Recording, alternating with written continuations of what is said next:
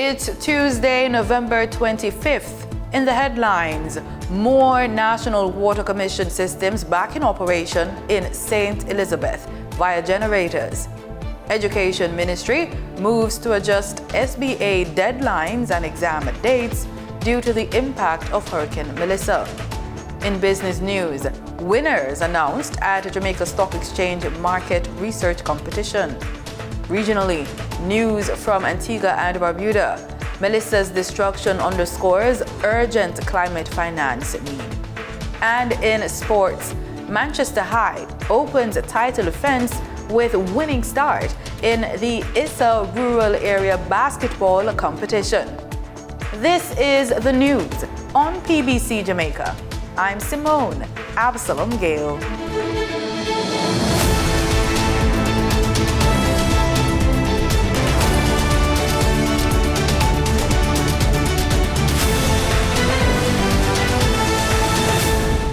The Education Ministry is in discussions with the Caribbean Examinations Council, CXC, to adjust deadlines and requirements for school-based assessments and practical exams.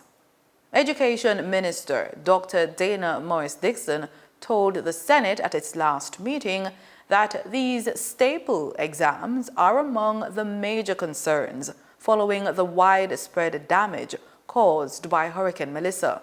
In terms of PEP, we're looking at extending the dates for PEP. We've not made a final decision on PEP. That's why I have not said it yet, but we are going to have to extend the dates there. In terms of CXC, they have already agreed to extend the timetable for exams for Jamaica. So we will have a longer period. So our exams will be later than the other territories. Technical and vocational exams administered by the National Council on Technical and Vocational Education and Training, and originally scheduled for this month, have now been pushed back. In another development, Dr. Morris-Dixon said City and Guilds has proposed a two-cohort exam model with sittings in June and again in November 2026. Offering extra flexibility for schools in the hardest hit areas. As the island continues to recover post-Hurricane Melissa, the National Water Commission, NWC, is advising that operation has been restored at the following facilities in St. Elizabeth via generators.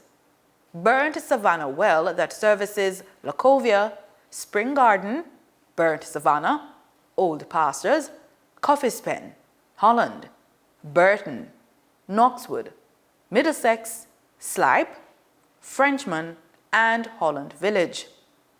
Ben Lomond Spring that services Ben Lomond's, Silo, Thornton, Williamsfield, Windsor, Spring, Pangtown, Bagdale Mountain, and Morgantown.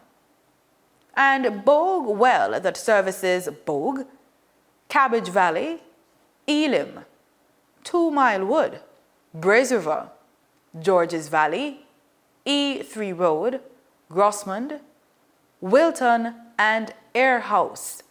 Additionally, a generator has also been delivered to the NWC's Southampton Well facility in the parish, which serves the communities of Southampton, Northampton, Top Burnt Ground, Leeds, Seven Corner, and Waterloo. The Labour and Social Security Ministry is launching a new online self-reporting form to help householders affected by Hurricane Melissa submit information on property damage or loss.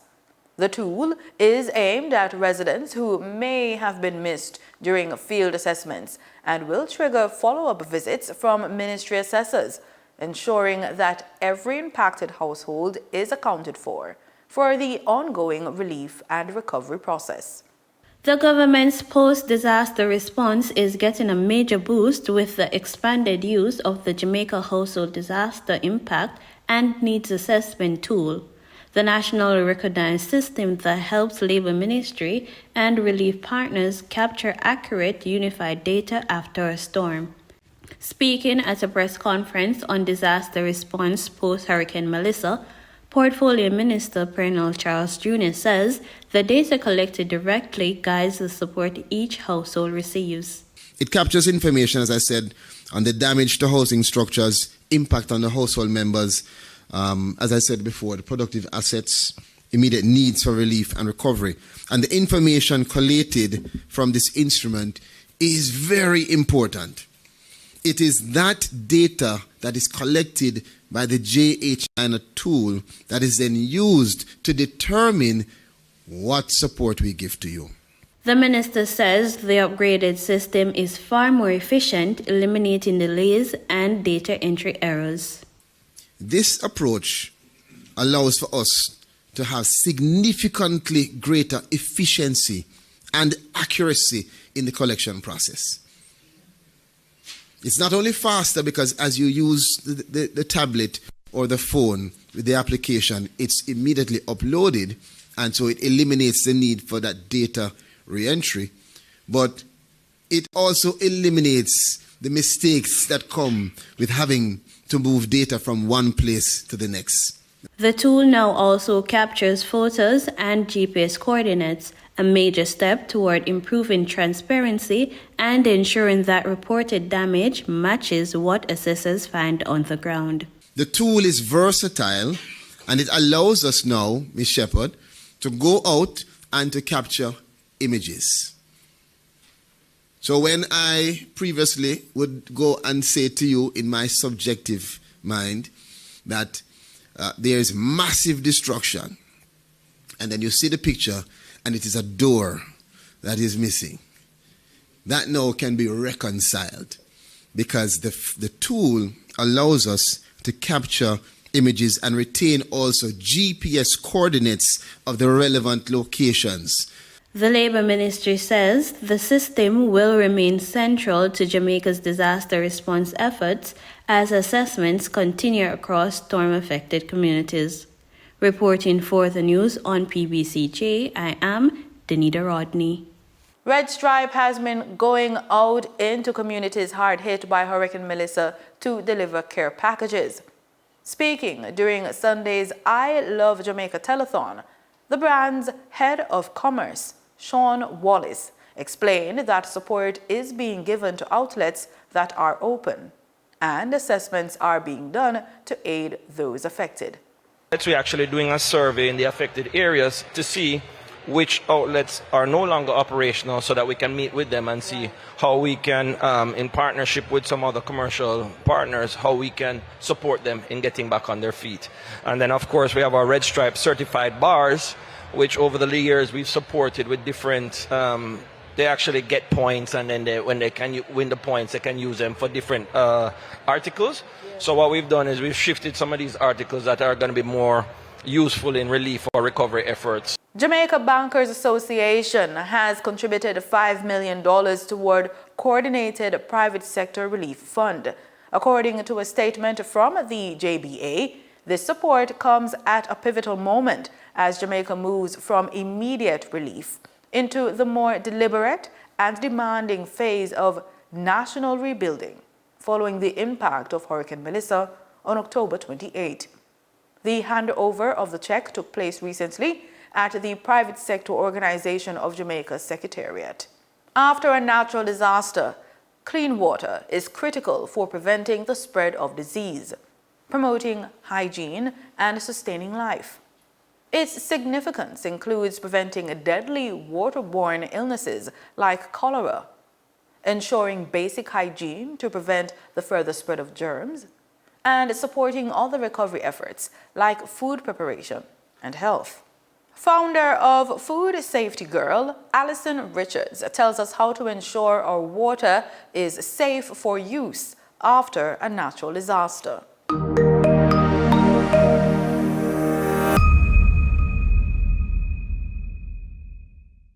So to chlorinate clear water, it's half teaspoon to 1 gallon of water, or 1 teaspoon to 5 gallons. If the water is cloudy, you want to double the dose. So it's 1 teaspoon to 1 gallon, or 2 teaspoons to 5 gallons. Once you've added your chlorine, shake it, stir it, allow it to sit for 30 minutes, and then you're gonna smell for a faint chlorine smell, and you should be good to go.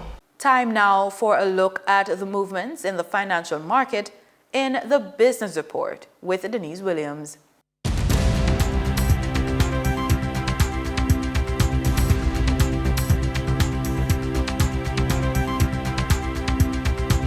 Welcome to today's Business Report.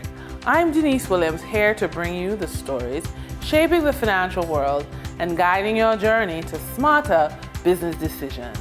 Let's dive into the top headlines. Senior investment banking analyst at Barita Investments Limited, Sean Davidson, took the top spot, with bank examiner at the Bank of Jamaica, Jerry Lee Young, being the runner-up of the Jamaica Stock Exchange Market Research Composition 2024-2025 on Thursday, November 20, at the entity's Harbour Street offices in Kingston. Chief Executive Officer of the JSE, Livingston Morrison, in making the declaration, said that the efficiencies of markets is directly related to the availability of information on the financial performance and position, as well as the capacity plans and programs of listed companies. And I quote, "In this context, the work of analysts is of critical importance to market efficiency, as well as the integrity and efficiency of the markets in which we operate," he said. Morrison noted that the impact of the market research competition is especially important in increasing the pool of investors who regularly engage in market activities. I quote again, "There are numerous investors who can be classified as first-time participants in the stock market, ordinary men and women who are choosing to build investment portfolios as part of their wealth management program," he said. Group CEO of the National Commercial Bank Financial Group, Robert Almeida, shared his outlook on the prospects for the financial services group during the live stream of Mayberry Investments Limited Investor Forum on Friday, November 21. He stated, and I quote, "But with Hurricane Melissa, I really expect the corporate and investment banking part of the business to grow faster," end quote.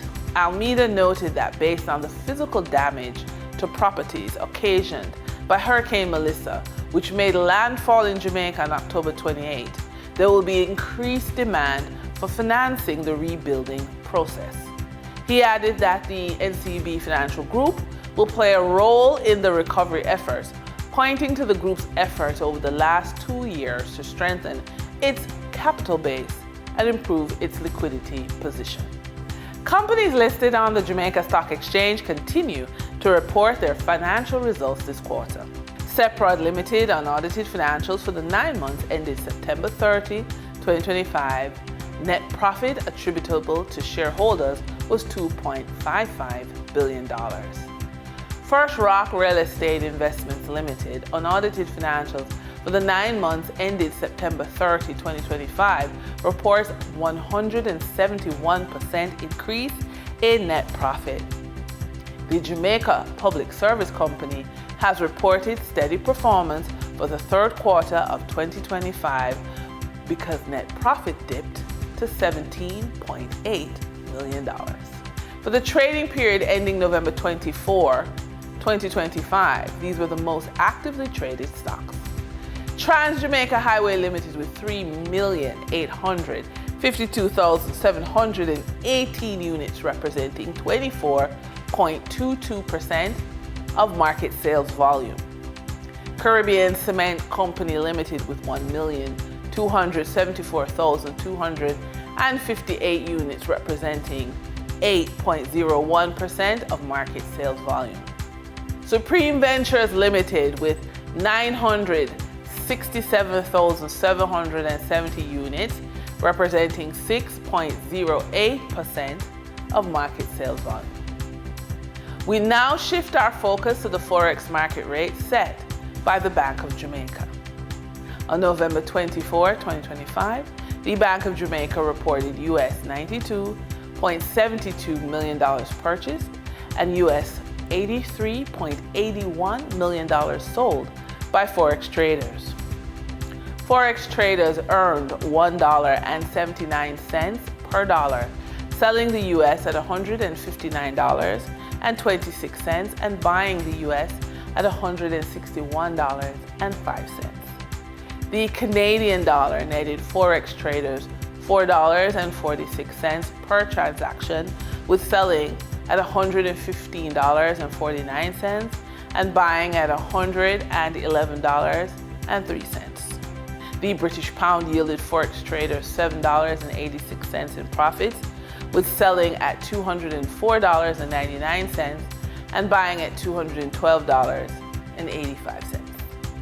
For our credit report tip of the day, after a major life crisis, approaching your bank for 6 months of breathing room can feel daunting. But your credit report is your ally. It shows your payment history, current obligations, and responsible financial actions, giving you credibility and transparency.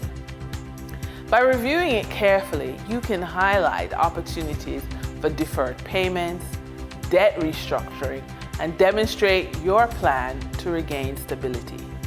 With a clear picture and strategy, your credit report becomes a tool that opens the hard conversation and positions you to rebuild confidently. For our funded and focused feature, you cannot fix what you cannot see, and your business is no exception. Too often, founders operate on instinct, hoping revenue will cover unseen leaks and hidden costs. A profit clarity session changes that. It gives you a clear view of your finances, uncovers hidden drains, and delivers a simplified roadmap to profitability. The truth can be uncomfortable, and it often triggers resistance, but it's exactly what you need to gain focus, take control, and start claiming the profits your vision deserves. And that wraps up today's business report. I'm Denise Williams, reminding you that every financial decision is a step toward your future. Until next time, stay focused, stay informed, and keep striving for success. See you soon. In regional news, in Antigua and Barbuda, the University of the West Indies Five Islands campus principal and economist, Professor C. Justin Robinson, says countries throughout the region are faced with a huge funding gap in the aftermath of climate disasters. He points to the example of Jamaica, where insurance payouts account for around 3% of the damage from Hurricane Melissa. He says this is a warning for Antigua and Barbuda and other regional states, underscoring the need to intensify the fight for climate justice. Samantha Simon reports. Even with the most sophisticated insurance mechanisms available, Jamaica faces a staggering reality, an over 97% funding gap in hurricane recovery costs, having received only US $242 million in payouts, following $8 billion in damages. Most innovative, most prepared Caribbean nation for this faces a funding gap of over 97% of their damages. It tells us that the climate financial system itself is fundamentally broken, fundamentally inadequate. The insurance gap raises urgent questions about regional preparedness. UE5 Islands Principal Professor Justin Robinson warns Antigua and Barbuda is not ready for a Category 5 hurricane. And I think there needs to be a comprehensive program of reviewing shelters. Because one of the things that happened in Melissa, a lot of shelters didn't stand up at all. But, you know, what may have been a strong building 30 years ago is no longer a strong building.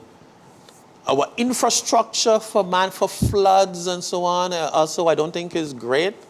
The UE5 Islands campus principal says building code enforcement is critical, even though it adds to construction costs. Without proper standards, homeowners face losing everything, including the ability to pay their mortgages when disaster strikes. Okay, we have some sort of building code, but do we enforce it?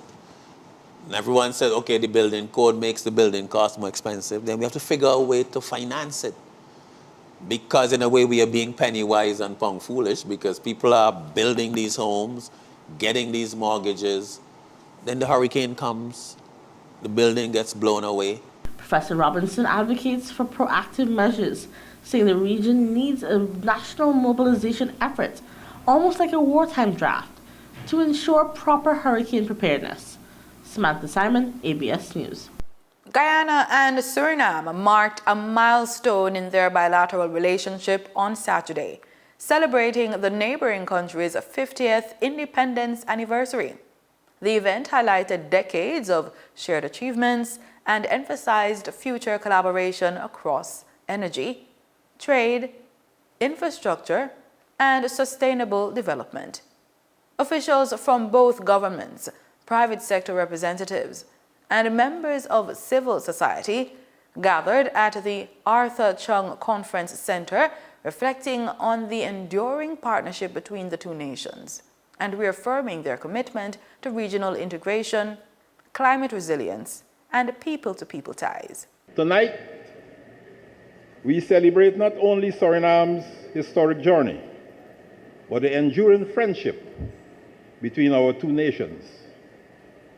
Neighbors by geography, partners by necessity, and friends by choice. History records that 50 years ago, when Suriname took its place among the family of independent nations, ending its status as a Dutch colony, it did so with courage and clarity of purpose. Since then, the people of Suriname has built a nation known for its cultural richness, democratic tradition, and its spirit of harmony among diverse peoples. Guyana celebrates these achievements with admiration, respect, and pride in your success. On the 25th of November 2025, our nation marks half a century since we first charted our own sovereign course, guided by courage, unity, and an unwavering belief in the potential of our people. From the emerald rainforest to the majestic river, from the vibrant heartbeat of the historic city of Paramaribo, by the way, recognized by UNESCO, to the quiet strength of our villages, Suriname has grown into a nation anchored in resilience, creativity, and shared purpose. Our people, descendants of indigenous, African, Asian, Hindustani, European, Jewish, Lebanese, and Portuguese heritage, form a vibrant mosaic that defines our national identity and makes Suriname a beacon of coexistence and cultural richness. From the rhythm of the Kaseko and Aleke to the colorful attire and flavorful cuisine, our culture reflects the beauty of diversity and the joy of unity. As we mark this milestone, we honor the pioneers, patriots, and everyday heroes whose courage and commitment built. Grenada's newest political party, the Democratic People's Movement, has unveiled a sweeping set of policy proposals that it says will change the way the country is governed.